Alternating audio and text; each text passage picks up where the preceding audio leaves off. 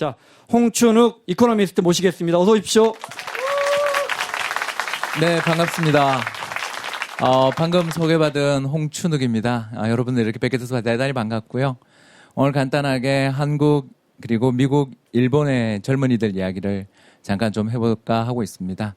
원래 전공은 역사학 공부를 했었고요. 그리고 사회생활을 하면서 방금 교수님처럼 저 역시 직장생활을 하면서 꾸준히 자기개발해서 박사학위도 받고 이렇게 논문을 읽게 되다 보니까 최근 들어 점점 우리 경제가 왜 이렇게 팍팍해졌는지, 특히 최근에 취업률이라 그러잖아요. 전체 이제 100명의 젊은이들이 있다면 그 젊은이들 중에 직장을 가지고 있는 사람이 얼마인가 이렇게 조사를 해보면 58명 정도랍니다. 그러니까 굉장히 팔팔하게 열심히 일을 해야 될 그 시기를 쉬고 있거나 다른 공부 준비를 하거나 또 다른 전직 중에 계시는 분들이 42명이나 된다라는 굉장히 마음 아픈 이야기인 거죠.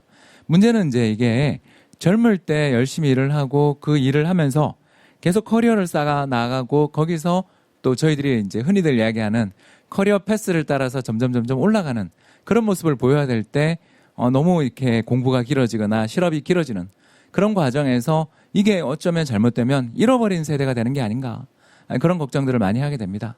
왜 이런 문제가 생겼는가 공부를 해보면 크게 세 가지를 들 수 있는 것 같더라고요. 첫 번째 문제는 역시 불황입니다. 그죠? 2011년, 12년을부터 시작돼서 지금까지 계속 이어지고 있는 4년째 이어지고 있는 이 긴 불황 때문에 일자리가 도대체 생기지 않고 특히 조선 해운을 중심으로 한 우리나라의 주력 기간 산업들이 어려움을 겪으니까 당연히 이게 어려움을 겪습니다. 그런데 두 번째 문제는 뭔가?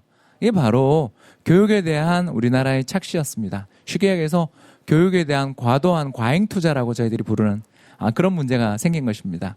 즉 우리나라 전체 대학 진학률이 한때 70%를 넘어 80%까지 간 적이 있을 정도로 한국의 대학 진학률은 대단히 높습니다. 문제는 이렇게 높은 대학 진학률에도 불구하고 그 대학 진학에 따른 투자의 성과라고 저희들이 이야기를 하죠. 인적 자본 투자의 성과. 다시 말해서 열심히 사교육을 시키고 열심히 돈을 자녀들에게 퍼부은 결과 그 나오게 되는 어떤 사회에서의 성취 부분에 있어서는 우리가 전혀 그런 게 없다라는 겁니다. 참고로 좀 말씀을 잠깐 드려보자면 미국 같은 경우에 대학 졸업자들이 대졸자가 아닌 사람들 대비해서 평균 임금이 연봉이 60% 이상 높습니다만 우리나라는 예전에 80년대 60%에서 지금 계속 줄어들어서 이제 드디어 30% 밑으로 떨어졌습니다. 인생에서 가장 귀한 시기들을 갖다가 열심히 투자하고 노력하고 공부할 것만 그 보답은 없는 사회가 된 이유가 뭔가? 바로 공급 과잉 때문이죠. 말씀하셨던 것처럼 우리가 만들어지고 있는 일자리들의 수에 대해서 너무 지나치게 낙관했던 것도 있고 더 나아가서 우리 정원들이 특히 전공 측면에서의 불균형 문제들이 정말 심각하다라는 것이 또 다른 문제가 될 것 같은데요. 이번에 이제 공부를 하면서 제가 좀 알아봤는데 그 우리나라 교육부에서 나온 대학 전공별 인력 수급 전망이라는 보고서를 봤는데 처음 들어보신 분 많을 겁니다. 이게 문제가 향후 10년간 인문 계열에서 10만 명의 공급 과잉이 발생. 반대로 이공계통에서는 공학 계열에서는 10년간 21만 명의 공급 부족이 발생한다고 합니다. 즉 우리나라가 굉장히 어른들이 젊은이들한테 큰 잘못을 저질렀죠. 경기를 불황으로 만들었고요. 교육 투자를 많이 했는데도 불구하고 전공이라든가 학교의 선택이나 이런 부분에 있어서 굉장히 미래에 어떤 직업들이 많이 생길지를 제대로 예측하지 못한 채 대학 전공들을 설계한 결과 이런 문제들이 연쇄적인 악순환을 지금 가져먹습니다. 이렇게 되다 보니 이제 마지막 남아있는 방법이 뭐겠습니까? 그렇죠? 취업 공부가 장기화되는 가운데 앞서 말씀드렸던 것처럼 기다리고 있는 취업의 일자리들을 열려야 되는데 안타깝게도 우리나라에는 베이비붐 세대들이라는 분들이 계십니다. 1955년에서 시작해서 1964년 사이에 태어난 약 1,000만 명에 달하는 어마어마한 인구 집단인데요. 이 분들이 지금 올해 몇 살인가? 대부분 이제 50대 후반에서 60대 초반에 접어들면서 이분들이 사회에서 은퇴를 하며 경제 전체에 노동시장에 큰 수요의 어떤 붐을 만들어줄 줄 알았는데 아시는 것처럼 노령화에 대한 우려들은 계속되는 반면 노후 준비를 제대로 하신 분들은 많지 않잖아요. 그래서 최근 경제활동 인구나 이런 노동 통계들을 저희가 조사를 해보면 50대, 60대 고용만 증가하는 기현상이 나타나고 있습니다. 다시 말씀드려서 은퇴하고 이제 그동안 평생을 걸쳐서 모았던 재산이나 연금을 가지고서 노후를 편안하게 보내셔야 될 우리나라의 노인분들이 계속 일자리를 나가고 또 새로운 일자리를 두고 젊은이들과 경쟁하는 이런 문제들이 벌어진 거죠.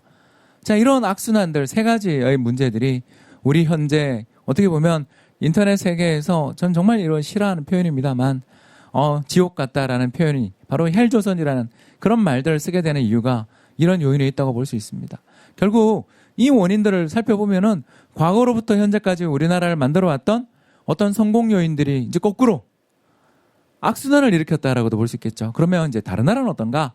저희가 이제 이걸 한번 조사를 한번 해봤는데 최근 들어서서 미국 시장, 미국 경제에 대해서 공부를 하다가 너무너무 놀랐던 것에 대해서 몇 가지만 좀 이야기를 한번 해보자면 첫 번째는 미국의 대졸자들의 임금 프리미엄, 아까 이야기했죠?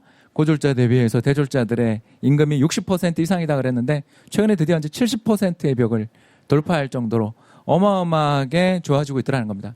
그래서 학자금 대출이라든가 이런 어려움들로 인해서 연체의 고통을 받고 있는 학생들의 숫자들은 많은 대신 이 학생들이 학교를 졸업하고 난 다음에 특히 우리 아까 한국에서는 이 굉장히 대학생들의 공급이 부족해가지고 수요가 너무너무 많은데도 불구하고 공급이 제대로 안 이루어지는 공학계열 중심으로 과들이 유연하게 재편돼서 그쪽 졸업생들이 계속 증가를 하다 보니까 제4차 산업혁명이라는 이야기 많이 들으셨죠. 그래서 세계를 움직이고 있는 신기술의 혁신을 가진 또 새로운 기업들 창업, 스타트업 이런 이야기들을 하시는 그런 토양을 공급해 주면서 최근 들어서서 미국 내에서 대졸자 실업률이 얼마까지 떨어졌냐면 2.5%까지. 우리나라 20대 실업률이 아시는 것처럼 9%잖아요. 그에 비해 미국 대학생들의 실업률 같은 경우에는 2.5%까지 떨어졌다라는 거예요. 결국 미국에서는 지금 어떤 일들이 벌어지고 있나 이렇게 살펴보면 계속 지속적인 창업 국가의 혁신을 가져오는 가운데 학교들이 유연하게 졸업생 수들을 갖다가 대학 전공들을 관리하는 가운데 아주 마지막으로 또 이야기를 하자면 이런 뛰어난 인재들이 계속적으로 공급되면서 세계의 혁신, 창의력 이런 것들을 갱신하면서 주식시장이 사상 최고치 갱신 행진을 보이면서 새로운 자금이 계속 선수로 들어오는 그런 선순환들을 일으키고 있더라는 걸 확인하고 나니까 이게 굉장히 고통스럽고 또 미국 내에서도 대학 진학률을 높이기 위해서 우리 같으면 누구나 대학에 진학할 것 같잖아요. 그렇지만 미국 내에서는 자녀들에 대한 교육 투자나 이런 부분들은 중산층 이상의 상류층 가게에서만 많이들 이루어지고 밑에 여러 유색인종 같은 경우에는 대학 진학률들이 떨어져서 문제가 많다고 합니다. 그런 부분에 대한 지원을 해주고 어떻게든 대학 진학률을 더 높이기 위해서 노력하고 있다는 게 최근의 현안이라고 해요. 마지막으로 일본에 대해서 잠깐 말씀을 드리자면 정말 일본이 20년에 걸친 지속적인 불황으로 고통을 받았지 않습니까? 근데 최근에 나왔던 뉴스 보도를 갖다가 후생 노동성의 보도를 제가 잠깐 가져왔는데요. 고졸자 취업률은 97%. 고졸자 취업률은 97% 그리고 대졸자 취업률은 96%를 기록해서 사상 최고치 갱신 행진을 벌이고 있다는 겁니다. 물론 일각에서 비판들은 많습니다.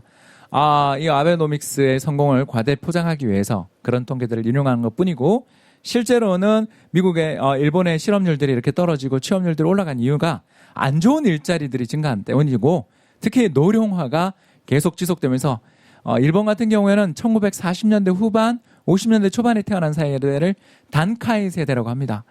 유명한 작가 무라카미 하루키의 세대라고도 하는데요.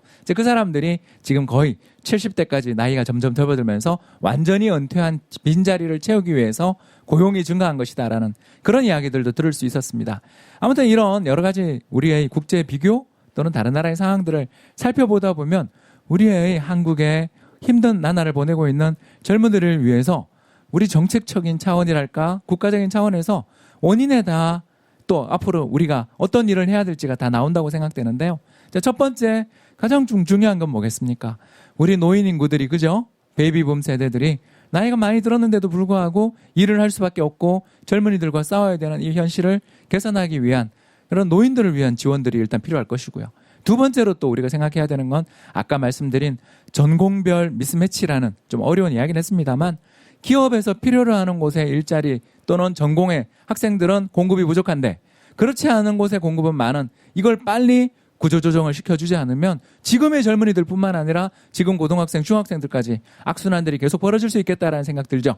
그리고 이제 마지막 세 번째에 있어서 우리가 더 고민하고 앞으로 고민을 해야 되는 것은 이렇게 젊은이들이 취직이 안 된다고 그러는데 우리나라의 1인당 근로시간 국제 통계를 보면 멕시코에 이어 세계 2위입니다. 다른 나라 OECD 국가 평균 노동시간에 비해서 1년에 500시간 이상을 더 일을 한다고 해요. 한마디로 말해서 우리나라의 가장들은 지쳐서 쓰러질 때까지 야근을 하고서 특근을 하고 있는데 우리의 젊은이들은 취직을 못해가지고 고통받고 있는 거죠. 결국 이런 상황이 벌어지는 것을 보면 우리가 대응책은 나오는 것 같습니다. 근로시간을 어떻게든 좀 줄이는 방향으로. 그래서 저녁이 있는 삶들도 만들어주는 것뿐만 아니라 꼭 그런 구호적 의미가 아닌 우리 젊은이들을 위해서라도 일자리를 만들기 위해서라도 근로시간을 단축하는 등의 다양한 행동이 필요하고 이걸 위해 정부가 또 그렇게 행동하는 기업을 위해서 여러 가지 혜택들을 주는 등의 그런 보조적인 조치를 한다면 지금의 이 고통스러운 현실이 지금 미국이나 일본처럼 금방 젊은이들이 미래를 설계할 수 있고 비전을 가질 수 있는 그런 미래를 만들어 나갈 수 있지 않을까 하는 그런 생각을 하면서 오늘 강의를 좀 준비해 봤습니다. 감사합니다. 자.